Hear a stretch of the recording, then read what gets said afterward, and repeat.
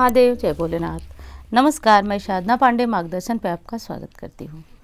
दोस्तों, कार्तिक पूर्णिमा को लेकर काफ़ी मतभेद की स्थिति बनी हुई है, क्योंकि कार्तिक पूर्णिमा जो है 2 दिनों में पड़ रही है। एक दिन जो पूर्णिमा पड़ रही है, यानी कि 7 तारीख को जो पूर्णिमा पड़ रही है, वो मात्र जो है सत्यनारायण कथा कराने के लिए, व्रत के लिए है। स्नान दान की जो पूर्णिमा है वो 8 तारीख को पड़ेगी, 8 तारीख मंगलवार को पड़ेगी। तो इस बारे में जो है बिल्कुल भ्रमित मत होइए। मैं पहले भी बता चुकी हूँ, अब फिर बता रही हूँ कि कार्तिक मास की जो पूर्णिमा है वो आपको 7 तारीख को 4 बजकर, ध्यान से सुनिए मेरी बातों को, क्योंकि फिर जो है आपके लगातार प्रश्न आने लगते हैं, दीदी कब है। तो एक बार समझिए आप बात को, अगर ध्यान से सुनते रहे मेरी बातों को तो कहीं किसी प्रकार की दुविधा नहीं आएगी मन में। तो बस ध्यान के साथ वीडियो में अंत तक बने रहिएगा।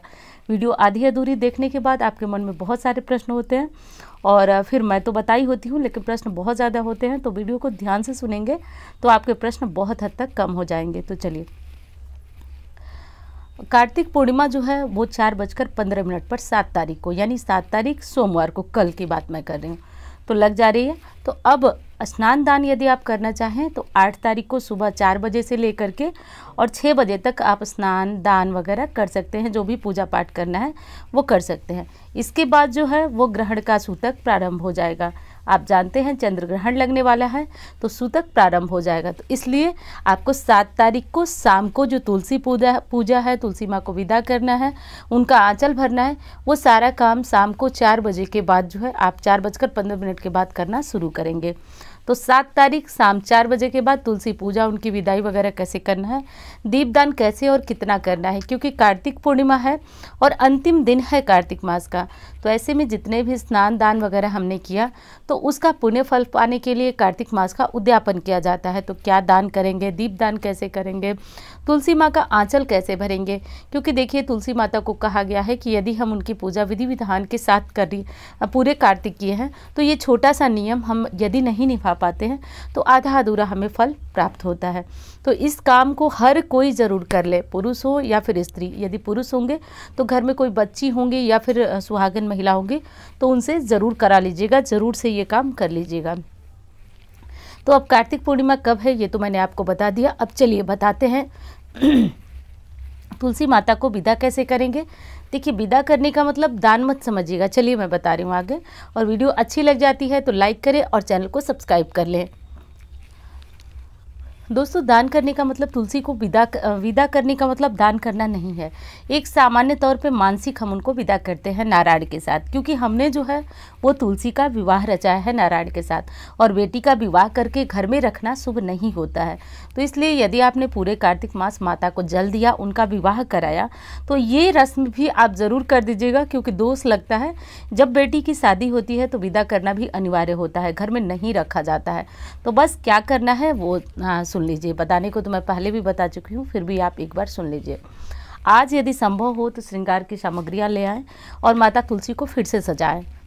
और यदि नहीं है तो आपने चुनरी वगैरह तो पूजा के दिन, जैसे कि जो लोग एकादशी में पूजा के हैं वो तो चढ़ाए ही होंगे, जो पूर्णिमा में करेंगे उनको तो ये करना ही नहीं, क्योंकि ऑलरेडी वो करेंगे। तो आपको आज दिनों के अनुसार 30 पूड़ियाँ बनानी है। 30 पूड़ियाँ पहले भी बता चुकी हूँ। तो ये पूड़ियाँ बना करके हलवा, पूड़ी के ऊपर हलवा रखेंगे, भीगे हुए चने, जो काले चने होते हैं वो रखेंगे, बतासे रखेंगे। एक थाली में रखिए और 11 दीपक जलाइए, कम से कम 11 दीपक जलाइए। या फिर यदि आपका बहुत अधिक छूट गया है, आप मान लीजिए गांव चले गए थे या पीरियड में आपके यहाँ कोई दीपक जलाने वाला नहीं था, तो कम से कम कोशिश कीजिए कि जो छूटे हुए दिनों के दीपक है ना, उनको आप जला दीजिए। तो जितने दिन छूट गए हैं वो उतने दिन दीपक जला दीजिए। 5 दीपक अधिक ही जला दीजिए। तो वो दीपक जला दीजिए और उसके बाद जो है पूड़ियों का भोग लगाइए। और माता को आज जो है वो गोद भरी जाती है, आंचल भरा जाता है। तो वो कैसे भरा जाता है, तो आज के दिन जो है वो क्या कीजिए कि थोड़ा सा दुर्वा ले लीजिए और एक सिक्का ले लीजिए, और उसके बाद जो है दुर्वा, सिक्का, ये सारी चीज़ें लेने के बाद थोड़ा सा जो है हल्दी, आप पाउडर वाली हो या गांठ वाली, वैसे तो नियम गांठ वाली का है, और थोड़ा सा चावल ले लीजिए। ये लेकर के जो माता की आपने चुनरी बांधी हुई है, या फिर जो ऑलरेडी उस पूजा के दिन का ही बांध के आप रखे हैं, उसको आज खोल करके आपके घर में कोई बच्ची हैं तो उनको दे दें या फिर दान कर दें। और आज जो बांधेंगे उसमें एक सिक्का डाल करके, कुछ लोग जो बिना सिक्के का भी बांधते हैं, तो आज बांध करके माता को छोड़ दीजिएगा। माता से प्रार्थना कीजिएगा कि आपसे जो पूजा हुई, पाठ हुआ, जो भी काम हुआ, उसमें जो है जो त्रुटि हुई, भूल हुई, उसके लिए माँ क्षमा करे। तो दीपक जितने दिन छोटे हैं उतने दिन का दीपक जो है आराम से तुलसी माता को गिनकर लगा दीजिएगा। 2-4 दीपक अधिक लगाइएगा, कम दीपक मत लगाइएगा। आंचल जिस तरह मैंने बताया ज़रूर भरिएगा। बेटी की विवाह करके कभी घर में नहीं रखा जाता है, तो हमने विवाह किया है, उनको विदा करना अनिवार्य है, तो ये रस्म हर परिवार में ज़रूर हो जाए। तो ये आंचल वगैरह भरने के बाद उनको सिंदूर लगाएंगे। तो ये सारे काम फिर बता रही हूँ आपको, 7 तारीख को शाम 4:15 के बाद कर लीजिए। तो उनको सिंदूर लगाएंगे, उसी सिंदूर से स्वयं अपनी मांग भरेंगे और उसके बाद माता की आरती करेंगे। आरती करके उनसे प्रार्थना वगैरह जो क्षमा प्रार्थना होती है वो कर देंगे। बस तुलसी माता की आपने विदाई कर दी, उनका ये रस्म आपकी पूरी हो गई। दीपक ज़रूर जलाइएगा। और चूँकि आज देव दीपावली है तो कम से कम जो है आप अपने घर में, मंदिर में भी 2 दीपक जलाइए, 5 दीपक जलाइए, घर के मेन डोर पे दीपक जलाइए, इतना ज़रूर करिएगा। और हाँ, बहुत कुछ प्रश्न आ रहे हैं कि दीदी 365 जो दीपक होते हैं, 365 बाती का दीपक होता है, वो हम जला सकते हैं या नहीं? देखिए, आप जला सकते हैं 365 बाती का दीपक, लेकिन शायद आपको मेरी बातें अच्छी ना लगें, लेकिन समझिए बातों को। जो 365 बाती का दीपक होता है, बताने को तो आपको बताया जाता है, लेकिन वो चीज़ अधूरी बताई जा रही है। शास्त्रों में आप देखिए, लिखा गया, बताया गया है कि जो आपके हाथ का बित्ता होता है, बित्ता मतलब आप शायद समझ रहे हो, जो आपके हाथ को फैला करके, जो हथेली होती है उसको फैला करके यदि नापेंगे तो उससे ऊपर आपके दिए की लौ नहीं जानी चाहिए। तो जो आप दीपक जलाएं उसमें इतनी महीन सूत, इतनी महीन बातियां डालें कि उसका दीपक जो है वो लगभग 4 अंगुल से ज़्यादा, 5 अंगुल से ज़्यादा उसकी लौ न उठे। क्योंकि यदि उससे ज़्यादा लौ उठती है, जो 365 बाती का आप दीपक जलाएंगे, ऑलरेडी आपकी बाती बहुत मोटी होगी और मोटी बाती से जब जलेगी तो उसकी लौ तो ऊपर तक उठेगी, तो वो दीपक नहीं माना जाता है, बल्कि चिता की अग्नि मानी जाती है। तो इसलिए इस काम को जब कर रहे हैं तो सावधानी के साथ करिएगा, इस चीज़ का ध्यान रखिएगा। जो लोग 365 दिन के अनुसार 365 बातियों का दीपक जला रहे हैं। दूसरी चीज़, ये एक शॉर्टकट है, बात को समझें आप।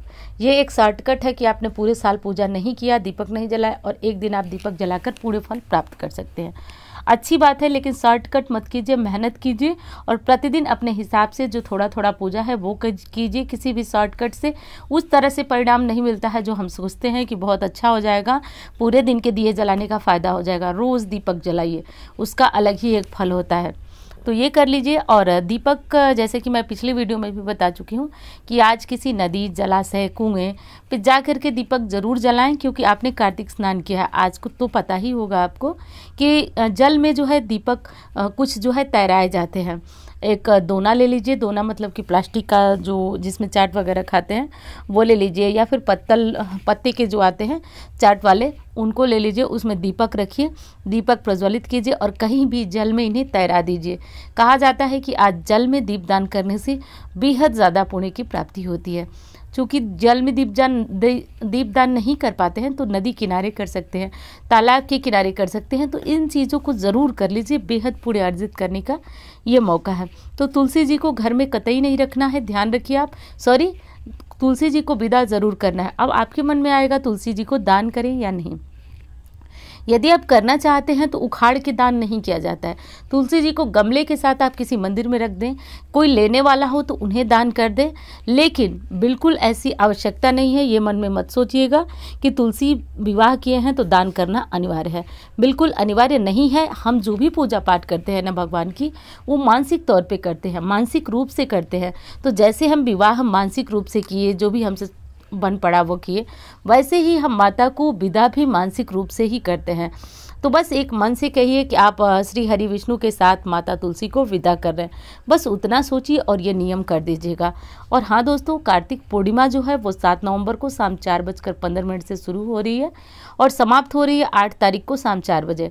तो 8 तारीख को तो स्नान दान कर सकते हैं सुबह 4 बजे से 6 बजे तक, लेकिन एक चीज़ का ध्यान रखिएगा, 8 तारीख को दिन में कोई भी शुभ कार्य नहीं हो सकेगा, क्योंकि सूतक प्रारंभ हो जाएगा सूर्योदय के साथ साथ। तो जैसे सूर्योदय लग रहा है वैसे ही सूतक प्रारंभ होगा, इसलिए तुलसी जी की विदाई या फिर जो भी शुभ कार्य होंगे वो 7 तारीख को शाम 4:15 के बाद। तो आपकी जितनी भी दुविधा थी, जितने भी डाउट्स थे, सभी क्लियर हुए ऐसी उम्मीद करती हूँ। और हाँ दोस्तों, यदि वीडियो आपको अच्छी लग जाती है तो वीडियो को लाइक करें, चैनल को सब्सक्राइब ज़रूर कर लें, क्योंकि सब्सक्राइब करके रखेंगे तो इस तरह की छोटी छोटी जानकारियों के लिए आपको परेशान नहीं होना पड़ेगा। और हाँ, इंस्टाग्राम फेसबुक पे मुझे फॉलो करना चाहते हैं तो कर लीजिए। और नंबर जो आप इस समय स्क्रीन पर देख रहे हैं, इस पर कुंडली दिखाना हो तो संपर्क कर सकते हैं। तो चलिए दोस्तों, वीडियो कैसी लगी बता दीजिएगा। और हाँ, और अच्छी लगती है, दूसरों के काम की लगती है तो शेयर कीजिए, सोचिए मत बिल्कुल, क्योंकि हमारा ज्ञान यदि किसी के काम आ सके, हमसे किसी का 1% भी यदि भला हो सके तो हमारे लिए तो उत्तम है। और हाँ, एक चीज़ और जाते जाते कहना चाहूँगी, वीडियो को ध्यान से सुनेंगे तो आपके प्रश्न जो है बहुत सारे आप खुद ही समझ जाएंगे, क्लियर हो जाएगा सब कुछ। तो चलिए, मिलती हूँ इसी तरह की वीडियो के साथ। धन्यवाद।